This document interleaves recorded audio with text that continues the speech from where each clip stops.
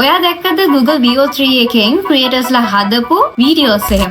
සමහර විට ඔයා try කරපු කෙනෙක් වෙන්නත් පුළුවන්. ඉතින් මමත් හැදුවා. මම හදපු ඒවයිත් ඒ voice, captions, background noise ඒ දේවල් මාර්ම ක්‍රියේටිව්. ඒ කියන්නේ අපි දෙන prompt එක අනුව තමයි අපිට මේ ලස්සන outputs ගන්න පුළුවන් වෙන්නේ. VO3 එකේදී නම් අපිට caption, sound effects, voice මේ දේවලුත් එක්කනේ generate කරගන්න පුළුවන් වෙන්නේ. හැබැයි ඔයාට VO2 එක use කරලි වෙලා videos generate කරගන්න ඕන නම් අන්න ඒකට free try කරන්න පුළුවන් විදියක් මම දැක්ක. ඒක මම ඔයාලට share කරන්නම්. ඒ තමයි Google AI Studio එකට ගියාට පස්සේ මෙන්න මේ වගේ generate media කියලා option එකක් තියෙනවා. ඒක click කරාට පස්සේ අපිට මේ VO2 කියන model එක try කරන්න පුළුවන්. මේකේ කියලා තියෙනවා limited free quota එකක් තමයි හම්බෙන්නේ කියලා. හැබැයි ඔයාලට quality videos generate කරගන්න පුළුවන් එක model එකක් තමයි VO2. VO3 එකට කලින් ආපු model එක. ඉතින් ඒක ඔයාලට පුළුවන් මෙන්න මෙතනදී try කරලා බලන්න. මම හිතනවා ඔයාලා VO3 එක use කළා මේ වෙනකොටත් videos එහෙම ලස්සන creative videos එහෙම generate කරලා ඇති. ඉතින් ඒවයි ඔයාලා share කරපු links තියෙනවා නම් අපේ comment section එකේ ඒවත් දාන්න.